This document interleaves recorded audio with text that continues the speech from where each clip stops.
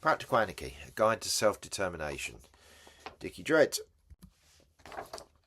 Part 45, looking beyond money. If money is so deeply entrenched in our daily lives, it can feel almost impossible to imagine living without it. Ask most people about a money-free society, and you will be met with disbelief or laughter.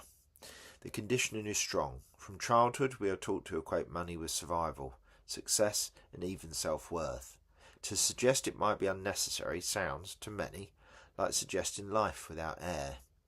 Yet previous sections have shown that money is not eternal. It is a human invention with a history, and like all inventions, it can be uninvented or replaced. Later chapters will explore this more fully, but here we can sketch the outlines of why looking beyond money matters. We've already seen earlier on the sections on the history of money that barter, coins and credit were social technologies, tools to mediate exchange in particular contexts. They were not inevitable, nor were they always dominant. Indigenous communities, gift economies and commons practices run for centuries without coins or banks. If people manage them, then why not now? The difficulty lies less in the possibility than in imagination. The modern system trains us to believe that value must pass through money, even though much of what sustains us, from parenting to friendship networks to mutual aid groups, operates outside it. Capitalism intensifies the illusion. By commodifying labour, and see the previous discussion on wage slavery, it makes people dependent on money for survival. The job market presents itself as a field of freedom, yet the underlying reality is compulsion, work or starve. This dependency is what makes the idea of a money-free society so radical. To question money is to question not just economics, but power. What might lie beyond?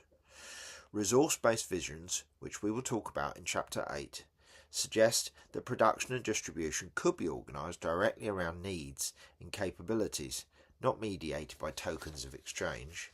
Technology already hints at this possibility. Digital commons, open source platforms and cooperative resource sharing projects bypass the cash nexus.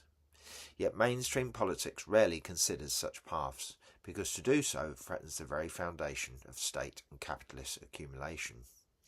Resistance to even discussing a world without money is telling. People often ask, but how would it work? While rarely asking the same of the systems they currently endure, systems that generate inequality, debt, homelessness, ecological collapse and war. Money appears natural only because power insists it must. To look beyond it is therefore not utopian fantasy, but an act of political clarity. To recognise that money, like the state, is a means of control, not a law of nature. Chapter conclusion: Breaking the chains of money and wage slavery. Money and wage labour have been presented to us as natural, inevitable, even the very fabric of civilization. Yet, as we have seen throughout this chapter, they are neither neutral nor eternal.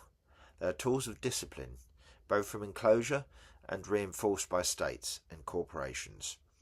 Their power lies as much in shaping our imagination as in managing our survival, convincing us that without them we would fall into chaos. This myth has been challenged every turn. Earlier, we showed how barter-only systems fail, not because humans are naturally selfish, but because they are trapped within the same scarcity logic. Earlier sections demonstrated how money creeps back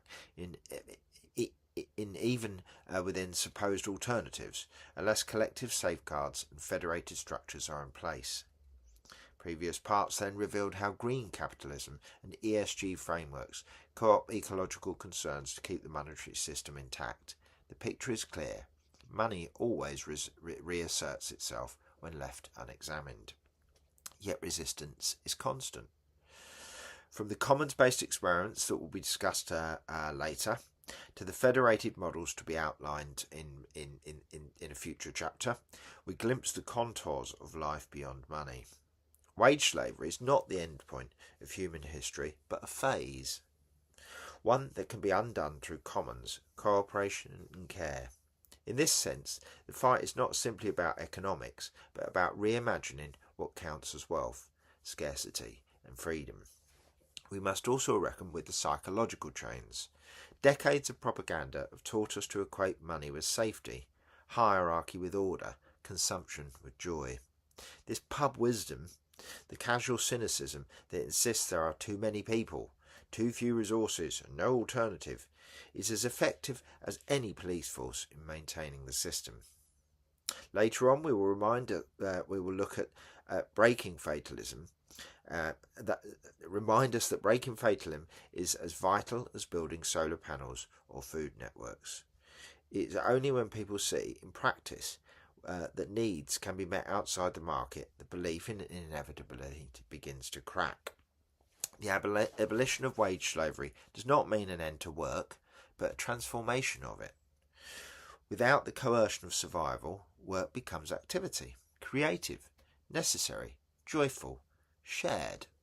This is the promise glimpsed in worker co-ops, repair cafes, traveller sites and urban technocratic and risks producing hierarchy in the urban technocratic gardens. It is not utopia, it is practice, already alive at the margins. What is needed to expand these margins until they reshape the centre? Breaking the chains of money and wage labour will not be easy. The obstacles that will be mapped out later are real: psychological fear, institutional inertia and ideological myths. But the resistance, to be discussed later, rooted in everyday anarchism and federation, points the way forward. Anarchism without tackling money is incomplete. To live free, we must unlearn scarcity, reject the lie of inevitability, and build the infrastructures of care that make wage slavery obsolete. In Colin Ward's words, anarchism is the seed beneath the snow. Money and wage labour are the frost, harsh, numbing, seemingly permanent. But frost always melts, and seeds, once germinated, do not ask permission. They grow.